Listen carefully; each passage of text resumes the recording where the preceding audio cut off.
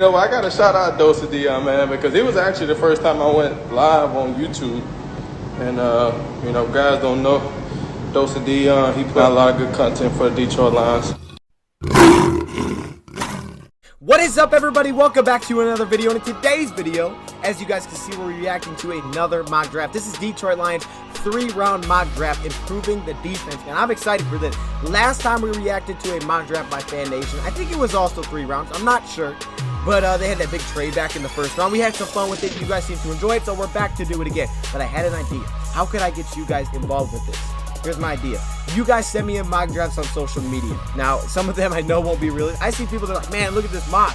They traded back like 50 times. I'm like, man, that's cool, but dang, is that, you think that, you know, could really happen? Hey, I'm not mad at it though. I've done some unrealistic things on my videos too, so I'm not mad at you for it. So do whatever you want to do, but send me in some mock drafts. I'm thinking every day, our goal will be to react to one mock draft until the draft. Now, we may miss some days because things come up, but we'll have some fun with it. You guys will learn about prospects. I'll be forced to learn about prospects because I'll look at your mock draft and there's someone on there I don't know, then I'll have to learn about them. And if I already do know them, I'll probably take the time out to go learn even more about them so I can talk about them and have things to say. That way I'm not repeating myself. So it's good for me, but it's also good for you guys. So I think we can have some fun with it, man. The draft is a great time, so I think that'd be a great way to do it. So let me know if y'all want to do that, man. Send me some mocks. We can get started as soon as tomorrow. But let's get this thing started, okay? Let's react to this. This is from my man B.do. He's back at it. Let's go. It's the start of a brand new week here at SI All Lions, which means it's time for a fresh 3-round mock draft. Remember, freshly minted Detroit General Manager Brad Holmes has 4 picks to work with in the first 3 rounds of the 2021 NFL Draft. Here is my second Lions-specific 3-round mock draft. Yes, let's get it. First round, number 7 overall, Alabama wide receiver Jalen Waddle. Okay, I'm going to read it, and then I'm going to talk about the pick. Waddle has been mocked increasingly to the Lions with this pick. If the organization doesn't trade back, I think it will be a player that it selects, as long as Penn State linebacker Micah Parsons isn't still on the board. So I think Micah's his. He likes Micah. He took him last time. He traded back at 15, which I thought, based on just the talent alone, was ridiculous. I mean, that would be great value as a player, but there's some character issues. But let's focus on this pick. Alabama had a wide receiver, Devontae Smith, that won a Heisman Trophy a season ago, and Waddle still might have been the best receiver at the school. I don't know about that one, but okay. He's going to go down as one of the best pass catchers in Crimson Tide history, which is saying a lot with all the great receivers that have gone through the school, including Julio Jones and Amari Cooper in recent memory. Now, if I'm using my memory correctly, I'm pretty sure Julio and Amari are both first-round top 10 picks, because I know Julio was traded up, so I know he was a top 10 pick. And I think Amari was a top, was he like 7th or something? So, hey, that's some good stuff. Among Waddle's myriad of achievements is the fact that he owns 3 of the top 5 longest scoring receptions in Alabama history, the 2nd highest yards per catch average in school history, 84. That honestly doesn't surprise me, but that's nuts to think that a 5'10" guy has that, right? The 5'10", 182-pounder's ability to outrun defenders and stretch the field is uncanny, and he provided number 1 wideout level production immediately to a Detroit receivers room that could be without Kenny G, Marvin Jones, Danny Amendola, all impending free agents. Okay, wow. So, you know, I've always been kind of battling myself there, trying to decide, taking top 10 receiver, is that the move for the Lions here? I still don't know. I still don't know, but I can say this, just focused on Jalen Waddle specifically with this pick. Obviously, yeah, we could use some receiver help. And he didn't say, you know, a number 1 receiver like he's going to be your outside receiver. He said number 1 wideout level production. I can say this, Jalen Waddle's fun to watch. I can't think of the last time we had a guy. Have we ever had a guy like Jalen Waddle? Ever, like, I might be missing something, obviously, but I can't think of a guy like Waddle. I mean, look, okay, we had Agnew, he was explosive, but he wasn't like a receiver. He kind of tried to switch there. I think Golden Tate was the closest thing. I don't think Golden Tate had maybe the top end type of speed that Jalen Waddle has, but I think the perfect word to sum up both those guys would be twitchy. You know, I don't know. I mean, Golden Tate was, you know, just kind of like, you know, just maneuvered himself all around. He's kind of quick. When you look at his stats, I mean, his stats don't blow you away. Obviously, last season with the injury really didn't help for 2020, so you know, he really didn't get to see him. 2019, you know, he doesn't have the greatest numbers, so if you go just by numbers in general, you say this is not a top 10 pick, but it's really just what you know he can do on the field, skill set, what you can put up on the field in the NFL. That's why he's looked at so highly. I try not to watch highlights on this where he drafted the guy. I try to focus on, okay, watch game, you know, see good, see bad. First off, the ankle injury is the biggest concern because he broke that ankle, and we didn't really get to see him. He tried to come back national championship game. He was still a little messed up, a little banged up, a little hobbled up. You can see him kind of like bounce around, like come off the field hobbling. I felt so bad. I was so happy, you know, that he went out there and he tried to play. He tried to give it his best for his team. I thought that was, a great thing to see out of him. It was just unfortunate he was hurt. I felt bad for him. I was just hoping, that he didn't make anything worse there. So it's that concerns me. But assuming that comes back and he's able to get back to the form that I saw before that, the only really other concerns that I have is, well, the size, because I don't know if he could be a super effective outside. I mean, I don't know how much you'd be able to put him on the outside receiver position. And the only other really concern I have is there's not a lot of contested grabs on his resume, because he usually doesn't have to, because he's so open. I mean, he doesn't have to make contested grabs. I've seen a few drops here and there. Physicality, I guess, could be an issue if you can keep up with him, but the issue is if you get too close, try to be physical with him, he could go by you. He passes behind him where he has to, his catch radius, because it's probably a little bit smaller, but I do see him kind of reach out, extend for passes. I mean, yes, he does catch with his body a lot, but on deep grabs, I see him, get his arms out there, go make a play on the ball. Yes, he does use his body, I think, in contested situations, which can be a little bit concerning. So he'll kind of go up and he'll kind of cradle it in. It's not a go up and get it kind of guy. You just got to know who he is. You can't throw a go up and get it kind of ball. You're not throwing a jump ball to Jalen Waddle. Let him go get it. You don't throw a jump ball to Jalen Waddle. He's probably not going to win that very often. You could make the case that Jalen Waddle is a really good fit at receiver, maybe better than a go up and get it type of receiver. When you look at what Jared Goff has played with, his best weapon was Brandon Cooks at the time, when they had Brandon Cooks, and he made a living off of Brandon Cooks and his ability to get separation at speed, putting it on him, because he's a very accurate quarterback, really good timing, not the biggest arm. So maybe those guys that can get separation, use their speed, guys like Cooks, across the field crossing routes, when that offense was super explosive, obviously they had a good running game, you can make the case that this is a really good fit at receiver, just based on, type of player that he is. I don't think Jalen Waddle is just, he's fast, so you draft him. I think Waddle gives you gives you a lot more than that. I mean, look, there's a lot of fast guys in this draft. Doesn't mean I take all of them, right? A lot of these guys can't catch. The route running's questionable. They don't make plays after the grab. Waddle does it all. I'm just a little bit worried about that injury. But again, if he's healthy, he does it all. And, I don't question the talent that he has. It's just whether or not you think it's worth taking a receiver in the top 10 or whether you go elsewhere, try to trade back. Personally, my first one is to trade back in the first. I would love to move back in the first round. I'd rather do that. Be willing to take a receiver that high? I think, ideally I'd be fine with waiting on a receiver. But in terms of Waddle, he's not just fast. He has a lot more to his game, a lot more to his skill set than that, because there's a lot of fast guys that don't pan out. Speed is not everything. And Jalen Waddle is ridiculously fun to watch. I mean, wow. I mean, I've watched this guy. He is just electric. His separation is insane. And you're talking about a guy that can, get separation, spread the field, open up the field, get deep. Jalen Waddle at 7. Okay, there you go. Now, first off, can we really say this guy is better than, okay, here's the thing. NFL, maybe he will be, maybe he won't. I don't know who's going to be better. But Devontae Smith did win the Heisman. It's difficult to say Waddle, but maybe he doesn't get that if Waddle plays. I don't know. They're both great. They're both great in college. So let's move on to the second round pick. Let me know what y'all think about that grade. What grade would you give Jalen Waddle at 7? I don't know if I'm completely sold on a top 10 receiver yet, but I know there are some really good examples of it working out. But let's take a look at this second round pick. This is number 41 overall. Can't read. Pittsburgh edge rusher Patrick Jones II. I no longer have Rashad Weaver mocked here, but I still have an edge rusher from Pittsburgh going to Lions number 41 overall. His name is Patrick Jones. Okay, so yes, Rashad Weaver was last time.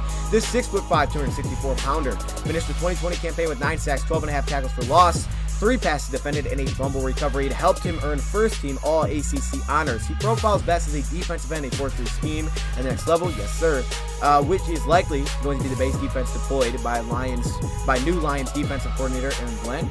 And playing in such a system, which is what he did in college, would allow him to do what he did best: exploding off the line of scrimmage and getting after the quarterback. Jones would be a perfect fit for Detroit. Okay, perfect. You're going as far as perfect? I don't know about all that, but let's talk about it. If Romeo doesn't return, right? I mean, we're in agreement. This is what this. Because if Romeo's back, I wouldn't draft an edge in the second round. I mean, I could see defensive tackle before that. I mean, that's not what I would do. I'd go linebacker right there probably. But if Romeo's not back, okay, makes a little bit more sense. Now, they did say, fixing the defense. So we're still waiting on linebacker, but that's all right. That's all right. I don't know what free agency looks like. But okay, so Patrick Jones, just like a completely different type of play style than what Rashad Weaver brings to the table. I mean, he's just an explosive player. He's just fast off the line. The burst, the get off is just so incredible. And that's why he gets after the quarterback. I mean, he's so fast off the snap. I mean, he looks like he's running track off the snap sometimes. Plays, it kind of looks like he's gassed a little bit. He'll kind of come up a little bit slower. It's like, okay, I see hey, I get it. I mean, that probably takes tons of energy out of you. But he is so fast. He's a speed rusher. I mean, that's what he is. He's got a couple of pass rush moves, in his game a little bit. He's got the swim move. He's got the spin a little bit there. I see him. He's got a nice little shoulder dip. I like his little shoulder dip. There's just certain times where he'll just go off the snap. He's so fast and explosive and quick off the snap. And he can just run by an offensive tackle, give him a little quick shoulder dip, and he's there. It's like, dang. The biggest difference to me, though, is that's his play style. Also, I think in the NFL, when you see a lot of mobile quarterbacks, it's kind of cool and awesome to have a guy this fast off the edge because he will run down your quarterback. I mean, there was many times, I saw this dude running after quarterback time, and his shoe fell off, and he kept chasing him down. I was like, oh, okay, he means business. Lack a little bit of physical strength to me, maybe, in his body a little bit because there's times where offensive tackles will kind of just throw him on the ground. Also, his bull rushes aren't always that effective. He can just kind of be halted at one point. Now, if you get the offensive tackle backing up and, he's not in the best balance position, it could be lights out. It could be. Notice there's, some issues there. His production did drop a little bit in 2020, not in terms of sacks. He had the sacks, but he didn't have the pressures that he had the year before. But obviously, 2020 was a weird year. I kind of like Weaver better. I kind of do. Now, that's just the difference. Either you want a fast, explosive guy, but to me, I think Rashad Weaver is more polished. I think his hands, the way he uses his hands, the way that he can just kind of finesse his way by an offensive tackle is awesome to me. Also, I love him against the run. Not saying that he's bad against the run. Not saying that our man Patrick Jones is bad against the run. He's actually good against the run too. They both are good against the run. To me, I like Rashad better against the run. I also like him better setting the edge. But if you want speed on the defensive end, I haven't seen many defensive end with that kind of explosion off the snap. I'm just going to be honest. So, while I think he needs some things to clean up, I think he could get a little bit stronger too. He's super fast. He's super fast off the edge. One of the reasons I really like the Weaver pick last time was because, okay, I'm getting a defensive end, let's say Romeo's gone, that gives me more of a run defender that can get after the quarterback. He's pretty polished with the hands. He can get there. He's a little bit slower, that's for sure. But then I have Julian Okwara behind him as the pass rusher that struggles against the run. So I have both, and I can kind of interchange based on the situation. Early downs, I can go with Rashad. If I go passing downs, I can go with Julian. Just take him off the field. Also, I can bump him into the inside. The thing here is that I think he's just a little bit worse against the run defense where he can get pushed out of the play. He doesn't have the same type of size. To me, I'd rather have the Rashad Weaver style. But if you want that speed, because Weaver's not going to bring you this type of explosive. Not many defensive ends are going to give you that. I mean, I think that on his own makes him such a highly touted prospect because he's just so quick and so fast that you're just thinking, okay, well, it's just one of those things we can't teach. He's actually a 4-year player, so you think that a lot of his game's got to be pretty well-oiled, and he's had consistent production for really the last 3 seasons, so that's nice. So playing for a while, got a lot of experience under his belt, kind of well-oiled production consistently. Just to me personally, I'd probably go the other route. I don't dislike it, though. I don't dislike it because I do like the fact that he has a lot of speed. And if you want speed and if you think you need more speed on the defensive line, you really can't go wrong whatsoever with Patrick Jones here. You can't, because that kind of speed you just won't find. So if you want speed, you go with this pick. Okay, interesting pick. I see you going back with the Pittsburgh, though. All right, let's move on to the 3rd round. He went with the same man. He took Rodarius again. Okay, I can't be mad. He did say this was his guy, and he wasn't going to change it, and he did it. He stuck to his word. The only individual I've continued to pick in every single mock draft I've done is Williams. All right. The Lions direly need to upgrade their secondary, and this is a guy that I believe can do it for them. Hey, you know what? No question, he believes it. If he keeps taking him, then hey, you do you, man. I got no issues with that. Remember, Williams is a proven covered corner who accounted for the 4th best coverage snaps played per catch allowed. 24 snaps played per catch among outside cornerbacks 22. That's impressive. That is impressive. Let's see. J.C. Horn, he was going to be a first-round pick. Elijah Griffin, Patrick Surtain, he's going to be a top 10 pick. And that's a really good spot to be in. That's no question. So there's a likelihood that Williams would have the positive impact immediately on Detroit's beleaguered, group of defensive backs. And, as I said already, this would be close to a team home run pick. All right, home run. Obviously, like we said last time, we've already talked about him before, but he is the brother of Greedy Williams. He's a kind of a man press type of cornerback. Now, one thing about him that's interesting, and reason that he may be able to help even more right away, is that, okay, first off, before his 2020 was by far his best season. Like, no question, by far his best season. So he took a big jump, but he is almost 25 years old. I mean, he's pretty experienced, so that's concerning. At the same time, though, it makes you believe that he can give you more of an immediate impact. And like you said, he can play on the outside cornerback position. I can see his ability to press, follow receivers across the field. He's not super physical. His tackling's better than Greedy, at least coming out, just how the perspective coming out draft. I don't think he missed a tackle last season. I think I saw it somewhere that he didn't miss a single tackle in 2020, which is pretty cool. And yeah, I mean, I like Greedy coming out of the draft, and we talked about, like, Greedy, you know, he just hasn't been able to healthy, but when he was healthy, he looked pretty good. I could see it. I could see a pick like this. I don't know if it would be Rodarius, but I could see a pick like this because he gives you that man coverage. And, you know, the Lions, yeah, they need depth, but they need potentially future picks. Now, I could maybe see more of a slot type of pick here. But Rodarius, you know, with the size, a little over 180 pounds, maybe they try to bounce him into slot. He's a little tall, but, you know, maybe he'll try to bounce slot. He definitely has the speed. So you could try to play. I think he played a little bit of slot, not a lot though in college. That's what I'm saying. He also played a few snaps at free safety. So yeah, I mean, maybe you could try it, but he maybe gives you a little versatility there. But I do like the fact that yeah, I mean, he says he's a proven cover corner. He did have a really good season last year. Definitely a breakout year for him. But you know, for sure he has a lot of experience under his belt. And the fact that his brother is Greedy is cool. Actually, he is the older brother of Greedy Williams. So there you go.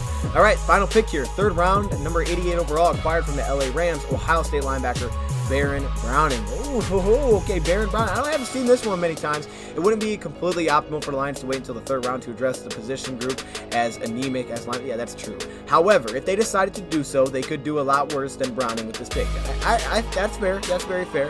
The 6'3", 240-pounder, total 30 tackles, 3 tackles for loss, a sack, 2 pass defended, and 2 forced fumbles in 7 games. He brings to the table extremely high motor and ample amount of explosiveness. I agree with both those statements. Both downfield and laterally, and a ton of positional versatility. Okay. He is, in fact, has the capability of lining up middle. Okay. He'd be a great value pick. All right. Outside the change of positions, I think physically, based on his physical tools, I can see it. I think, you know, he'd have to. I don't know if, you know, how effective he'd be in every position right now. I think he's best on the outside right away. A lot of people compare him to Micah. Based on just his explosiveness and speed, and he is like that. I mean, he can fly around the field, and they did change his role a little bit last season to try to, you know, make it a little bit easier, but not really easier, just a role that suits him better. So it's the type of role in the NFL where you got to let him get after the quarterback. I mean, like Micah, if you're not going to blitz him, it doesn't make any sense to draft him, because one of the things he does best is he is so explosive that going after the quarterback is what he's really good at. Now, Micah's better. He had the former, you know, he's a defensive line background. He's got better passing moves.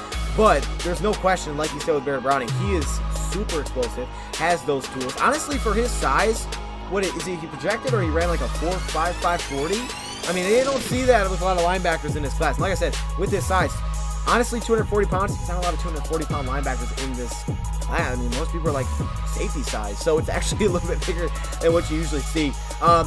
Definitely didn't see him drop back too deep into coverage, you know. Not bad in coverage, actually sound in coverage. They actually did trust him times to line up straight across from tight ends, things like that, because he has the speed and the tools to do it. Not a lot of times, though, I saw him drop that deep in his zone coverage, or, you know, be asked to cover that far deep. It was kind of just like, okay, stay near the defensive line, get after the quarterback, follow the leak outs, you know, and just use that athleticism, run down the quarterback. It was kind of like that. I mean, that was kind of his role. So, you know, there would be some questions, because one of the biggest issues with him in his career, and a reason he's not looked at as a higher prospect, is consistency. I mean, this guy was a 5-star recruit coming out of high school because of what he can physically do. I mean, just his explosiveness, his speed, it's incredible at his size. That's what makes him so exciting as a player. But there would be some questions to me about consistency. There's times where against the run, he'll overcommit to the side, he gets sucked in. You know, against the pass, play action, I see him get sucked into the defense line. But again, that's kind of where he hovers anyways. So I think there would be some things, you know, I don't think he'd be completely polished coming out right away. And you can't ask too much of him.